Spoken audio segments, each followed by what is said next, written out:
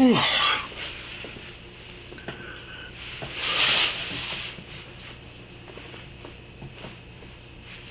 I need to set up a mirror in front of my camera so that when I'm getting ready to get on camera, I can check my hair without having to turn and then turn and then turn. Ooh. Hey lovelies, okay, so it is yet another Sober Friday, Sober Weekend update. It is December 23rd. We are 2 days away from Christmas. Grab your cocktails now.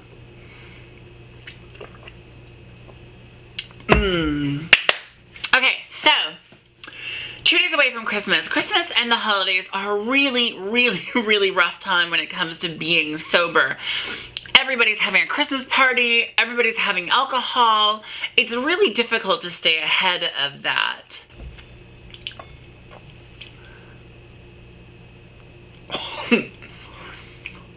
Hi.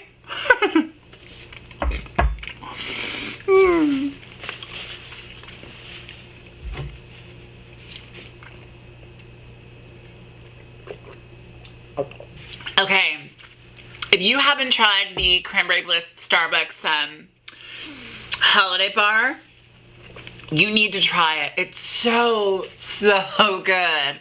Also, make sure you freeze it because it's even better. I promise you, even if you don't like cranberries, it's amazing. Amazing. And you know me, I normally don't eat on camera, but I'm starving.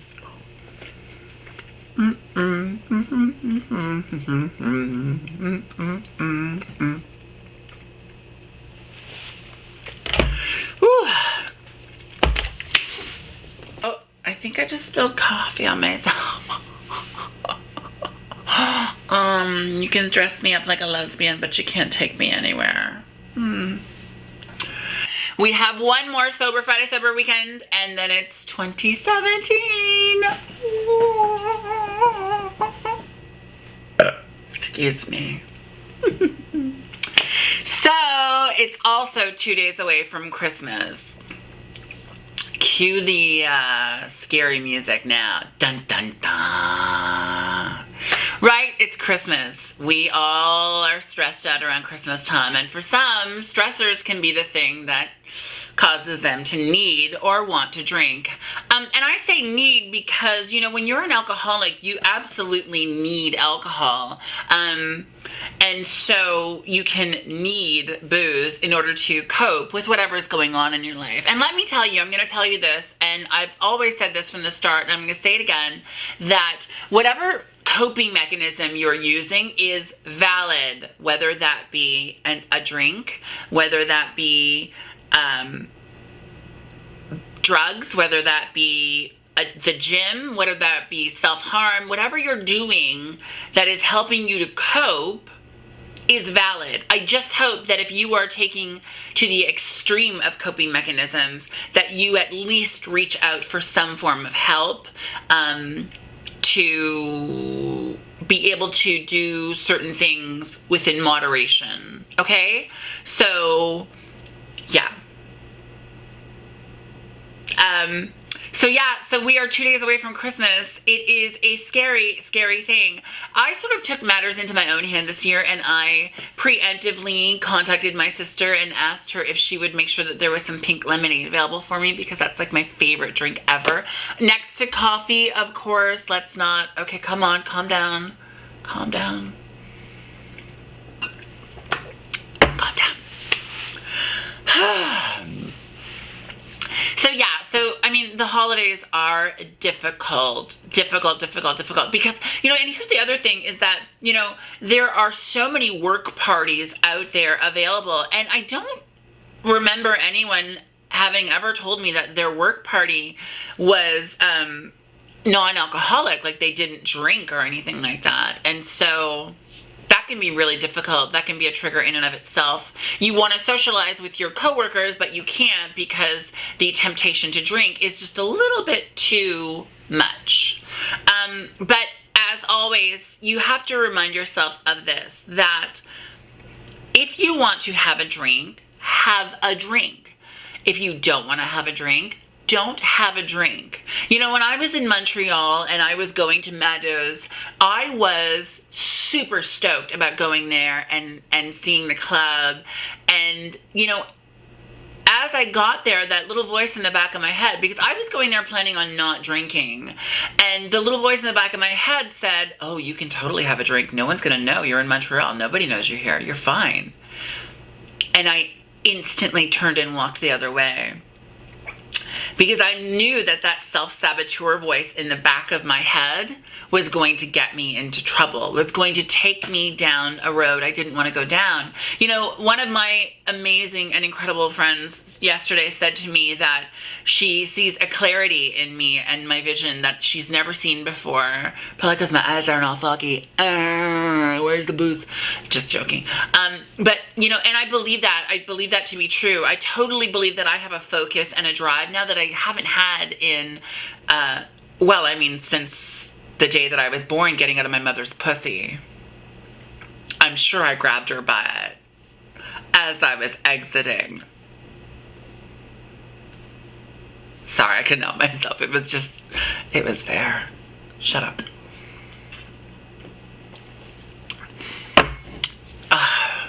Jesus, why is it every time I come on camera, my nose starts watering or something is wrong with my nose? I don't understand. Maybe my nose doesn't like the lights. I don't know, but yeah, for whatever reason. Yep. So yeah, there's that self-saboteur voice in your head that just sort of tells you that you're not going to do it, you can't do it. And you know, the thing is that what I feel personally with a lot of people is that, you know, they set the goal so high that it's almost like they self-sabotage, set themselves up ahead of time. You know, like when someone goes, oh, I want to lose like 100 pounds, or I want to lose like, you know, so much weight. Okay, well, instead of putting a number on how much weight you want to lose, why not just say, I want to live a healthier lifestyle, and this is how I'm going to start. If in the end I lose weight, awesome. Like myself, you know, I keep this little like written journal here, and on day 1 it says I weighed 212.6, and now on day 77 it says I weigh 190 pounds. So I've lost 22.6 pounds without even really trying, but with having a goal of just being healthier. Do you see that? I find that we can inadvertently sometimes set ourselves up for failure when we go, oh, I want to stay sober for a year. Okay, well, when you don't stay sober for a year, how angry are you at yourself? That voice comes back and it's like, you're a fucking loser. I knew you'd fucking fail at this. You fucking no good for nothing loser piece of shit. And every other expletive it can swing at you in your own head. Because let's face it, we're pretty fucking nasty to each other in our heads. To ourselves, not each other. Well, each other too. There's some bitches that I'm just fucking in my head too. Or, hello. But I'm just like, do you know what I mean? Like you know that old saying, we are our own worst critics, and we are, and we're not just our own worst critics. We are our meanest critics. We say the most horrible things to ourselves when nobody's listening except for us. And you know, I had dinner with a dear, dear, dear friend of mine, Steve, the other day, and we were talking about therapy, and, you know, we were talking about the fact that, you know, you wouldn't allow someone else to say those things to you. You wouldn't allow a stranger to walk up to you and call you a fucking loser. But why do you do it to yourself? Why? What causes you to think it's okay to talk to yourself like that? It's not. It wouldn't be okay for a stranger, and it's certainly not okay for you to do it to yourself.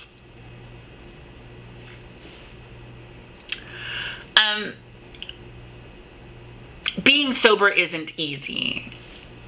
When people walk up to me and they're like, oh my God, you must feel so much better. These are usually people that are drinking. And it just sounds so condescending. And I don't think that that's their intention. I don't think that they intend to be condescending. They just sound condescending, like pompous assholes. But maybe that's just me. Probably not. Most likely not. So it's not easy. You know, I feel like I'm babbling today. It's because, you know, it's Christmas time and I want to make sure that I get, you know, the points across that I need to and that I want to. I want you to succeed. I want you to succeed in whatever you want to do, whether that is drinking or not drinking, whether it's drugs or not drugs, whether it's laughter or no laughter. I want you to succeed at these things. And sometimes I feel like I am dropping the ball. So today, because it's the holidays, I just feel like I need to focus, and for some reason my head just can't focus. So yeah, I said so yeah a lot today. Did you look at this? Isn't that pretty?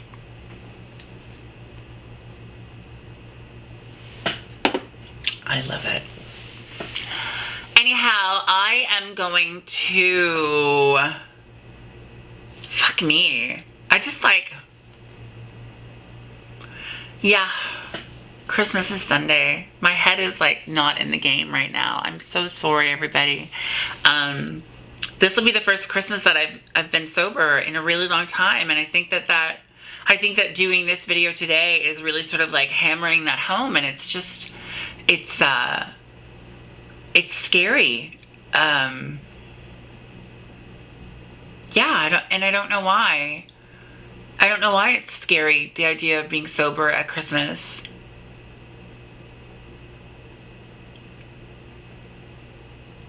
I don't know why. But it is, apparently. Wow, my heart's pounding.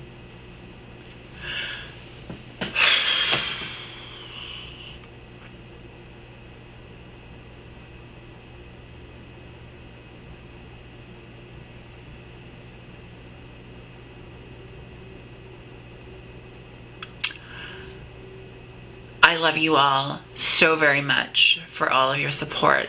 I don't think I would have made it to day 77 without it. Because I've held myself accountable, because I didn't want to let any of you down, and I didn't want to let myself down. And so I am forever grateful for your support and for your love and for your warm wishes around the holiday season. I'm grateful for my sobriety and being able to share my sobriety with you and my sober journey with you. Do yourself a favor. Look at yourself in the mirror and just say one nice thing to yourself and mean it. And if you say it and it seems fake, say it again. And if it seems fake again, then say something else. Don't just say something to say it. Say something because you mean it. You know, it's funny because Ellen always says, be kind to one another. But what she forgets to say is, be kind to yourself. And so I think that I'm going to start ending my videos with, be kind to yourself. Love yourself. Don't forget, as always, you can comment below. Tell me about your sobriety story or your alcohol story or anything like that. If you have a question on something that you need help with, whether it is a way to cope, whether it is resources in your area, please message me and I will do my very best to help you. Don't forget to share this with your friends, family, and coworkers, and of course, a couple of people you don't fucking like. Just for fun. And if you haven't already, don't forget to hit the subscribe button. I love you all so very much. I have a super, super, super special treat coming for you for New Year's Day. I can't wait to share it. And I can't wait to hear about everybody's Christmas. The good, the bad, and the ugly. Just kidding. Okay, lovelies, thank you so much. Have an awesome, amazing holiday, and we will catch you on the flip side. Also, I have decided to start doing videos about my dreams. I have some pretty wild dreams sometimes, and so I've just started, that's a new word. Donald Trump taught it to me. I don't know what it means yet. He's gonna have to tell me. Just kidding. I will say this also, I know that around the holidays, especially to my American friends, this is going to be a very difficult one for you with President Orangutan over there. And to you, I say be safe, stay positive, and know that you are worthy. You are worthy of life, and you are who you are, and you are loved. If by nobody else, you are loved by me. I promise. Okay, so I think that we're finally done. I will catch you all on the flip side. Bye. What was that sound I just made? Oh my God. Bye.